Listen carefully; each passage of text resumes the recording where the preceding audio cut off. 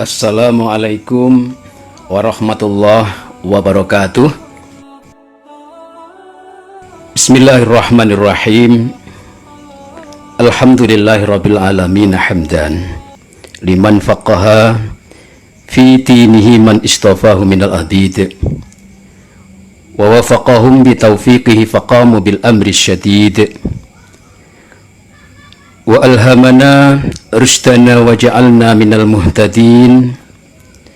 Salatan wa salaman daiman ala sayyidina wa habibina Muhammadinil qail may yuridillahu bihi khairan yufaqihu fiddin wa ala alihi wa sahbihi ajma'in, amma ba'd. Para pemirsa yang budiman, dimanapun pada saat ini Anda berada, puja dan puji syukur mari kita panjatkan kehadirat Allah Subhanahu wa Ta'ala, karena sampai pada malam hari ini kita semuanya masih diberikan kekuatan, kita diberikan kesehatan oleh Allah Subhanahu wa Ta'ala, kita diberikan panjang umur sehingga kita dipertemukan dengan bulan suci Ramadan 1441 Hijriah ini dalam keadaan sihah wal afiyah. Mudah-mudahan dengan adanya Ramadan yang penuh dengan kebarokahan, yang penuh dengan ampunan, yang penuh dengan rahmah, ini akan menjadikan kita sebagai hamba Allah yang beriman dan bertakwa. Amin ya rabbal alamin.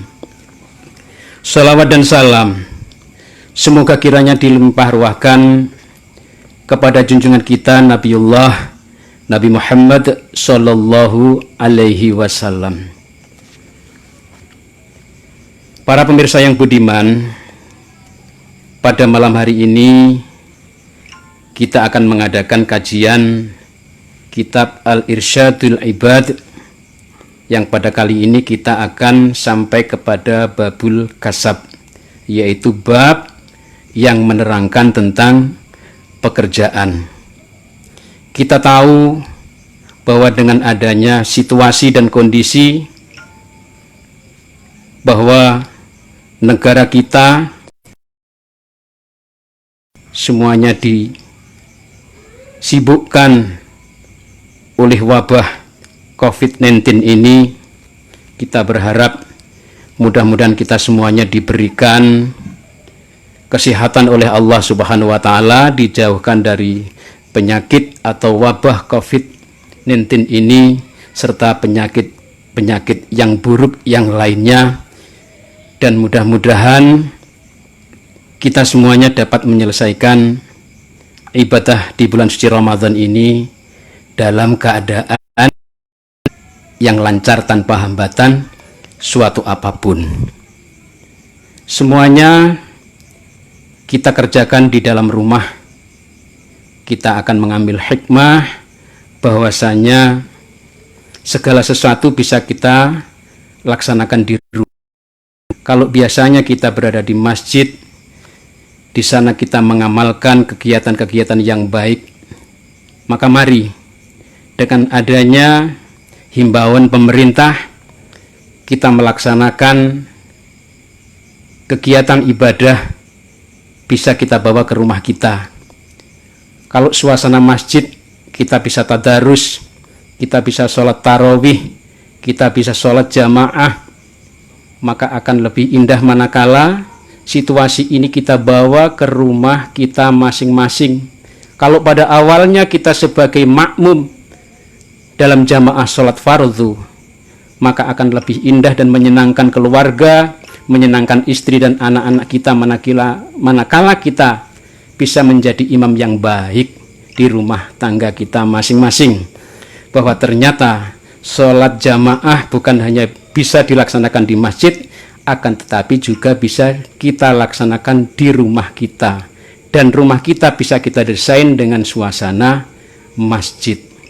Insya Allah mudah-mudahan dengan hikmah yang penuh barokah, rumah tangga kita menjadi rumah tangga yang sakinah, mawaddah, warahmah di bawah naungan dan ridho Allah Subhanahu wa ta'ala. Amin ya rabbal alamin. Baiklah pemirsa sekalian, mari sama-sama kita awali kajian kitab Al-Irsyadul Ibad ini dengan membacakan hadiyatul fatihah musannif, yaitu Al-Musannif Imam Syekh Zainuddin bin Abdul Aziz bin Zainuddin Al-Maribari nafanallahu bihi wa bi ulumihi amin.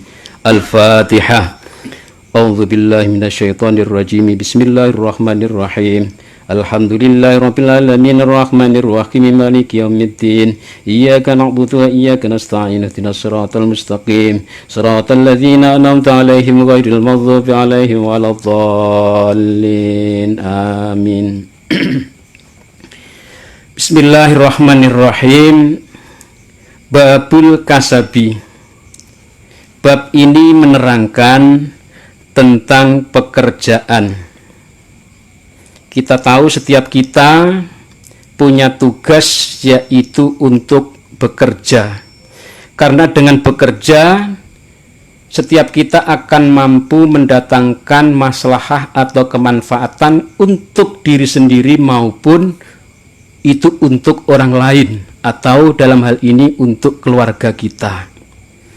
Dari penghasilan kita bekerja, kita akan bisa memberikan kebaikan-kebaikan dan kemanfaatan untuk diri kita maupun untuk keluarga kita, maupun kita bisa berbuat yang lebih kepada saudara-saudara kita yang dalam hal ini sangat membutuhkan uluran kita semuanya. Babul kasabi ini bab menerja. Akhraja Ahmad wa Tabrani an Abi Burdah bin Niyarin qala Rasulullah sallallahu alaihi wasallam, afdhalul kasbi, sebaik-baik seutama-utamanya pekerjaan, yaitu adalah bai'un mabrurun, yaitu jual beli mabrurun yang dibenarkan. Dalam artian dibenarkan di sini adalah benar menurut aturan jual beli yang disyariatkan oleh agama kita. Kemudian yang kedua, pekerjaan yang utama adalah wa amalur rajuli, yaitu pekerjaan seorang laki-laki biyadihi yang dikerjakan dengan hasil karya tangannya. Berarti artinya pekerjaan yang menunjukkan skill individu kita di dalam satu bidang pekerjaan, bukan orang yang bekerja ngalor ngidul, bekerja hanya ngibul-ngibul saja tapi tidak ada bukti nyatanya. Jadi kembali bahwa pekerjaan yang paling utama di dalam hadis ini diterangkan, yang pertama adalah jual beli yang dibenarkan menurut syariat agama. Kemudian yang kedua adalah satu pekerjaan yang dikerjakan oleh seseorang dengan menggunakan skill pribadinya, dikerjakan menggunakan tangannya. Wal Baihaqi, dan Baihaqi an Mu'adzin dari Mu'ad, inna atyabal kasbi, sesungguhnya sebaik-baiknya pekerjaan yaitu adalah kasbut tujar, yaitu pekerjaan yang dilakukan oleh para pedagang. Para pedagang yang bagaimana? Para pedagang alladzina idza hadasu lam yakdzibu, yaitu orang-orang yang apabila di dalam melaksanakan transaksi perdagangan, ketika dia berbicara lam yakdzibu, dia tidak akan berbohong. Dia akan menyampaikan tentang hal perdagangannya ini dengan cara jujur. Perkataannya tidak pernah bohong, menyampaikan kejujuran melalui kata-kata yang dipastikan perkataannya ini bisa dipercaya atau tidak berbohong. Kemudian wa idza tuminu, yaitu pedagang yang pada saat melaksanakan perdagangannya, ketika dia dipercaya, lam yakhunu, dia tidak akan berkhianat atas kepercayaan yang diberikan kepadanya.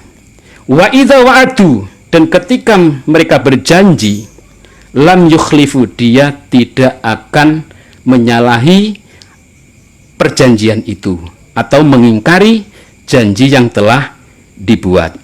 Wa idza ishtarau, dan ketika mereka membeli atau belanja, lam yadhumu, dia tidak akan mencela. Satu contoh, seseorang pergi ke pasar, Pak. Di pasar itu ada seorang penjual pisang. Bu, berapa harga pisangnya? Satu sisir dibilang harganya ini 10.000, Mas. Nah, kalau sudah pembelinya ini tukang mencela, cerewet, walah, pisang sebesar jari dijual 10.000. Penjualnya juga cerewet sekalian. Ya mending pisangku sebesar jari daripada jarimu sebesar pisangku. Nah, maka ini yang terjadi.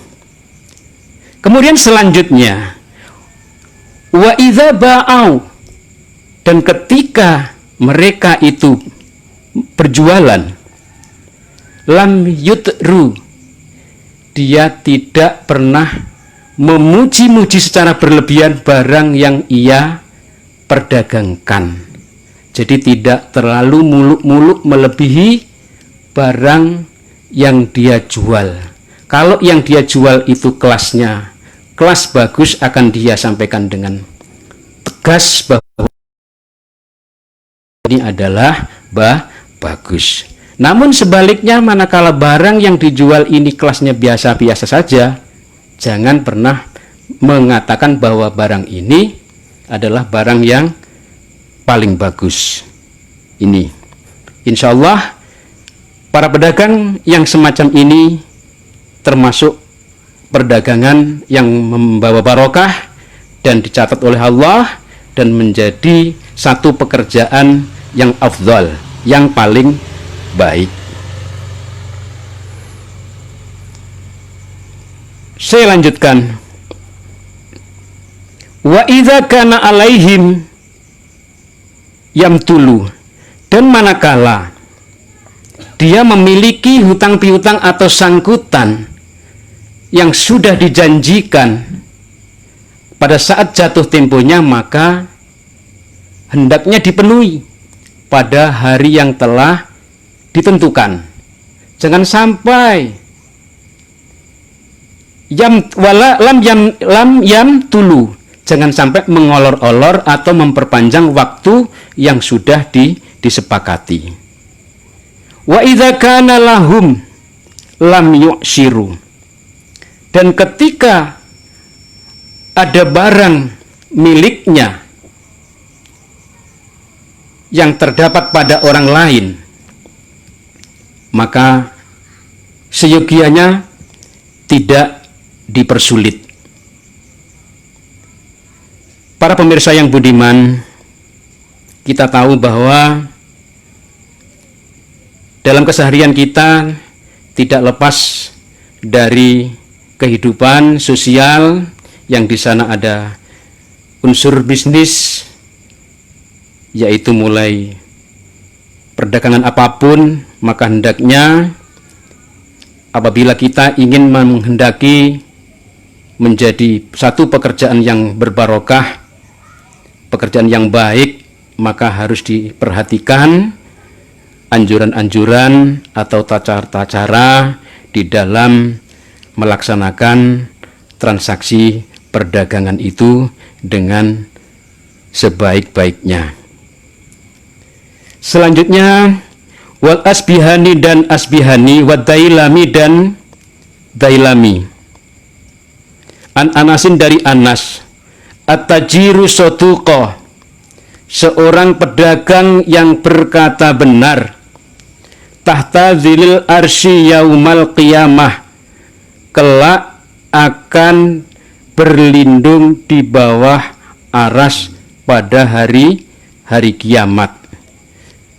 Kemudian wabnu Majah wal Hakim an Abi Umar at-tajirul amin, seorang pedagang yang bisa dipercaya, as-saduqu, yang selalu berkata benar, al-muslimu, dan ketepatan agamanya adalah Islam, ma'asyuhada yaumal qiyamah, kelak akan syuhada di hari kiamat. Mudah-mudahan kita semuanya termasuk golongan orang-orang yang bekerja dengan baik, jujur dan amanah, dan selalu berkata benar, yang akan mendapatkan ridho dari Allah Subhanahu wa ta'ala.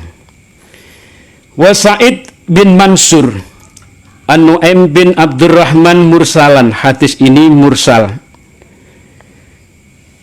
Tis'atu aksari rizki, 90% rizki, fit tijaroti, ini terdapat di dalam perdagangan.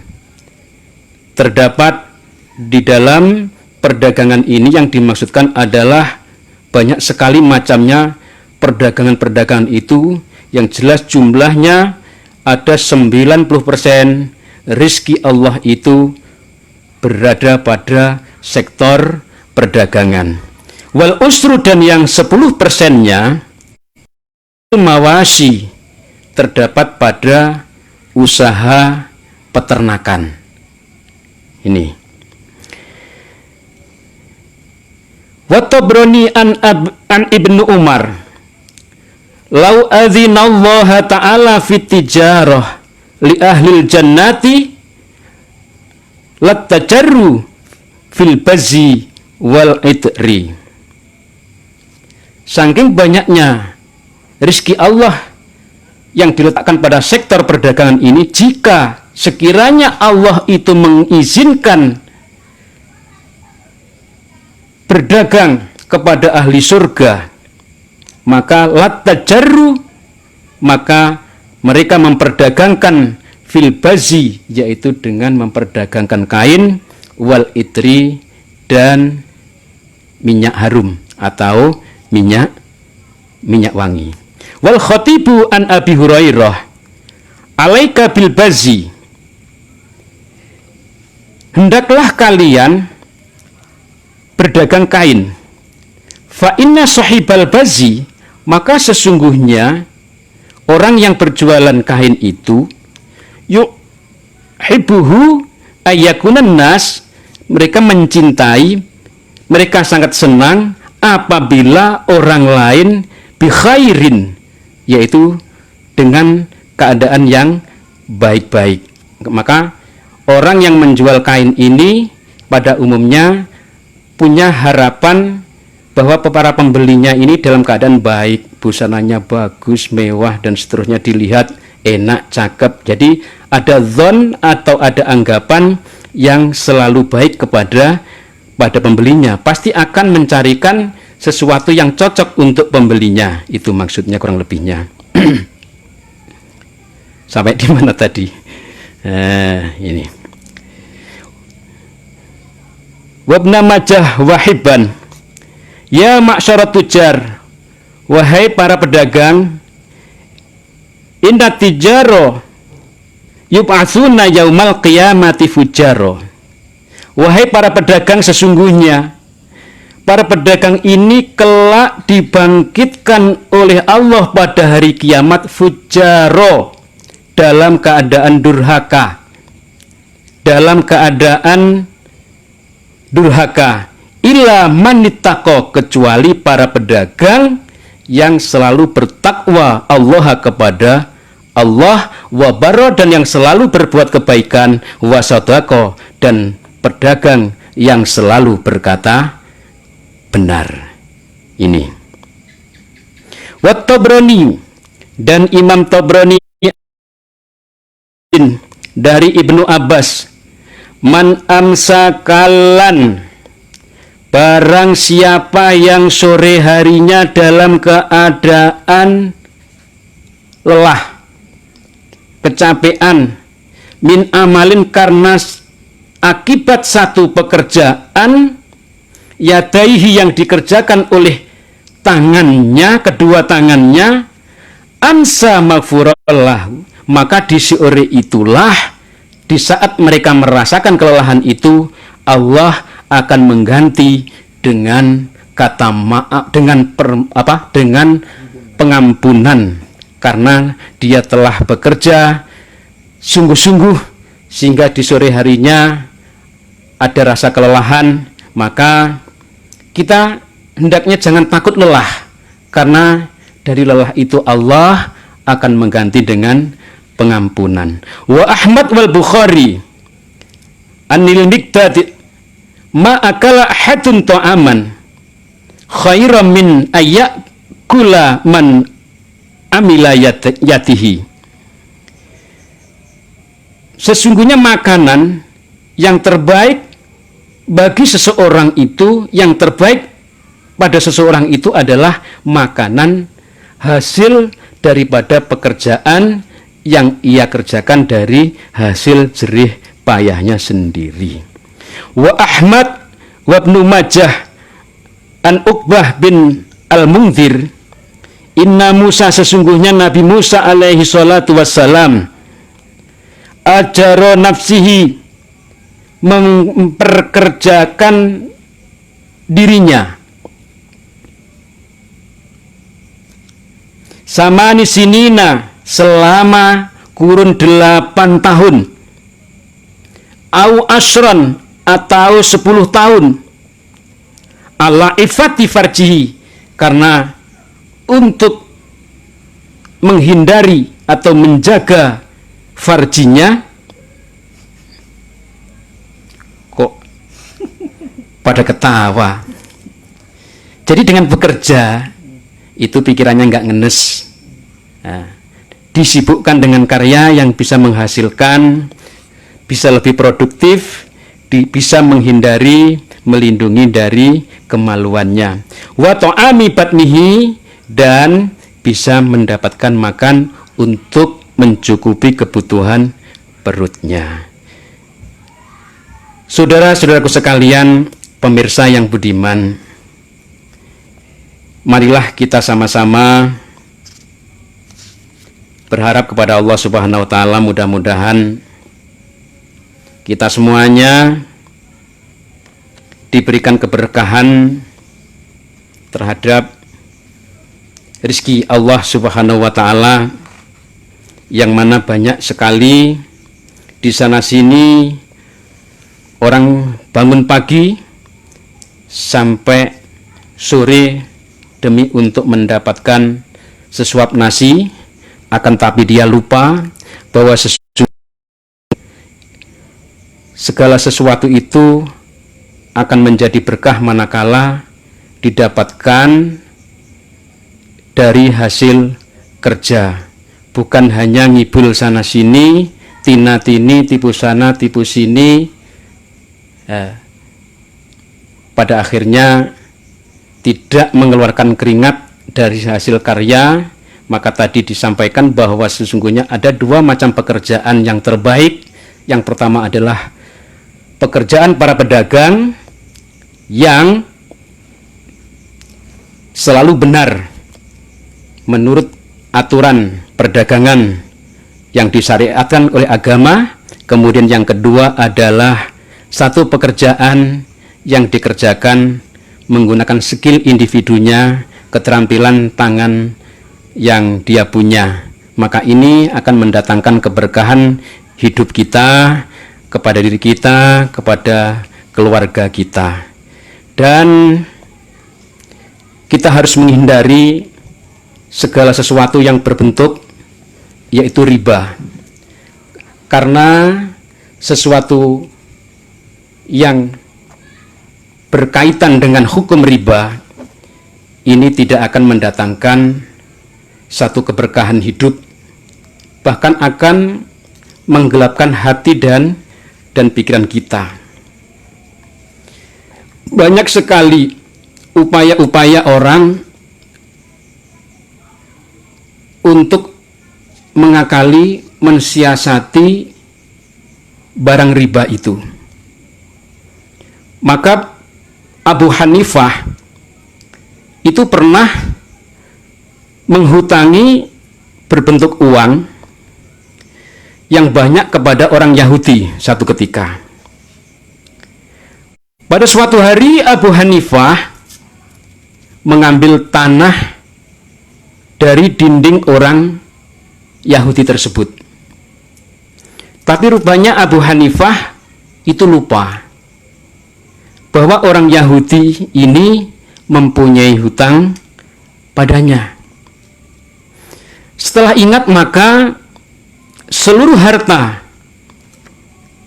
yang dihutang oleh Yahudi tadi dibebaskan oleh Abu Hanifah, karena takut jangan-jangan dengan adanya Abu Hanifah mengambil tanah dari dinding orang Yahudi tadi, ini akan termasuk riba karena mengambil manfaat dari hutang yang menjerat orang Yahudi tadi. Nah, menggunakan siasat di dalam masalah riba atau lainnya adalah haram menurut Imam Malik dan Ahmad bin Hambal. Ada sebagian hadis lain yang menyatakan bahwa orang-orang yang memakan riba ini kelak di hari kiamat akan dihimpun oleh Allah Subhanahu wa ta'ala dengan aneka macam bentuk rupa.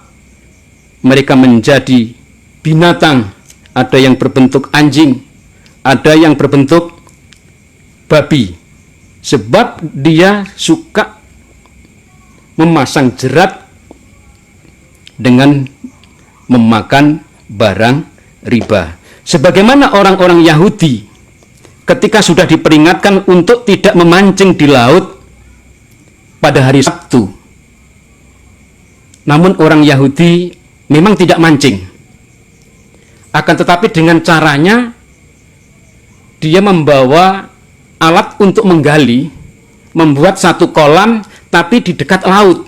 Dia memang tidak mancing karena larangannya adalah dilarang mancing di hari Sabtu. Akan tetapi untuk mensiasati, orang Yahudi ini membuat kolam di dekat laut dengan harapan supaya ikan-ikan yang ada di laut ini bisa masuk ke dalam kolam yang dibuatnya.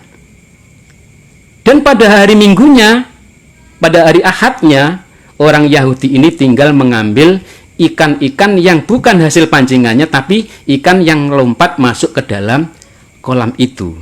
Nah, ini dilihat oleh Allah Subhanahu wa ta'ala adalah mensiasati sesuatu yang telah dilarang, maka ini menjadi hukum riba. Walhasil ketika hari Ahad orang Yahudi pada menengok kolamnya untuk mengambil ikannya, berubahlah wajah mereka, berubahlah bentuk mereka dengan aneka, ada yang berbentuk babi, ada yang berbentuk anjing. Ini disebabkan karena telah mensiasati satu larangan Allah, disiasati, maka ini menjadi riba. Nah, demikianlah orang-orang yang suka membuat siasat dalam masalah riba dengan berbagai macam cara yang mereka gunakan. Allah lebih tahu, Allah lebih mengerti dengan segala upaya yang mereka lakukan dengan tata cara siasat. Mudah-mudahan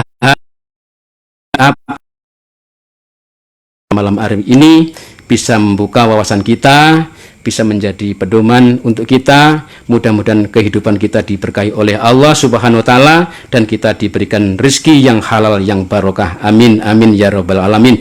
Hadanallahu wa iyyakum ajmain.